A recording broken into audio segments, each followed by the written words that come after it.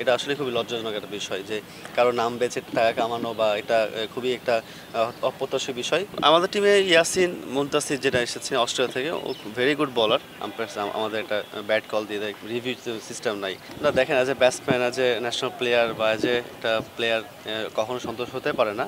But যে perform করেছি আমি নিজে সন্তুষ্ট না, আর একটু বেটার হলে ভালো হতো। বাট চেষ্টা করছি ভালো কিছু করার জন্য। তো অনেক সময় পরিবেশটা হয় নাই, অনেক সময় আম্পায়ার কিছু ভুল আউট দিয়ে দিচ্ছে, কারণ আপনারা জানেনই আম্পায়ার আমাদের একটা ব্যাট কল দিয়ে দেয়, রিভিউ সিস্টেম নাই। তো এটা আসলে কিছু করার নাই, অনেক সময় হয় নাই। বাট চেষ্টা করছিলাম ভালো কিছু করার। বাট একটা লাস্ট ম্যাচ আছে, শেষ করতে পারলে ভালো লাগবে। পার্টেক্স এবার আসলে মানে বেশ কিছু বিষয়ের সামনে চলে এসেছে, সেই জায়গা থেকে এখন ড্রেসিং রুমের অবস্থাটা কি আপনাদের?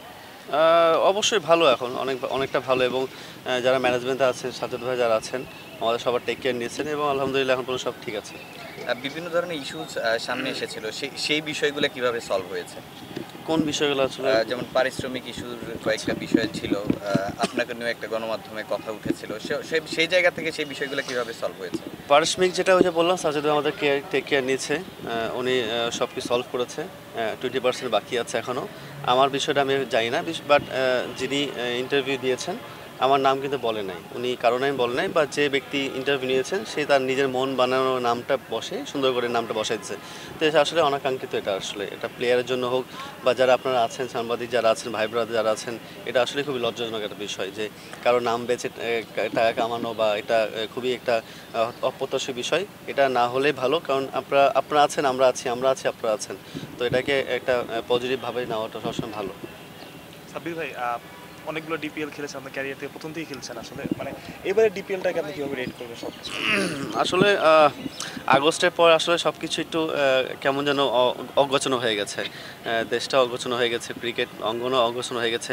তো এই বছরটা ডিপিএলটা হয়েছে, এটা আলহামদুলিল্লাহ প্লেয়ারদের জন্য খেলতে পেরেছি, ভালো লাগছে। বাট আর একটু গোছানো হলো, একটু সব যদি ঠিকঠাক হতো, কারণ পারস্পরিক একটা বিষয় ছিল, অনেক টিম ওনার নাই, অনেক যে টিম ওনারকে আর পাওয়া যাচ্ছে না। তো একটু অগোছালো মনে হচ্ছে। বাট আলহামদুলিল্লাহ শেষ হয়েছে, আর একটা ম্যাচ আছে আমাদের, সুপার লিগ চলতেছে।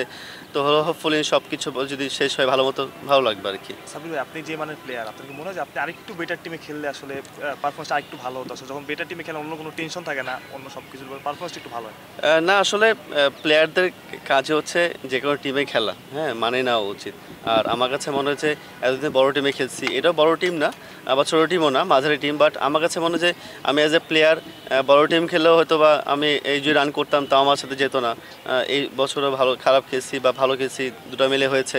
তো হোপফুলি ইনশাল্লাহ চেষ্টা করবো নেক্সট ইয়ারের জন্য আবার কামব্যাক করা, ভালো টিমে যাওয়ার জন্য। আসলে লাস্ট প্রশ্ন, আসলে পুরো টুর্নামেন্ট প্রায় শেষের দিকে, আসলে এমন কাউকে দেখেছেন কিনা যে যাকে আপনার পছন্দ হয়েছে, তার ব্যাটিংটা বা বোলিংটা, যে ভালো বা ভবিষ্যতে ভালো প্রসপেক্ট হতে পারে? আমাদের টিমে ইয়াসিন মুনতাসির যেটা এসেছে অস্ট্রেলিয়া থেকে, ও ভেরি গুড বলার।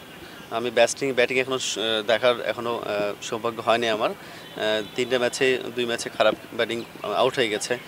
বাট ও ভেরি গুড বলার এবং ভালো একটা লেগ স্পিনার আমাদের জন্য। বাট দেশে খুঁজে পাচ্ছি না, বিদেশ থেকে আসছে, খেলতে পারছে।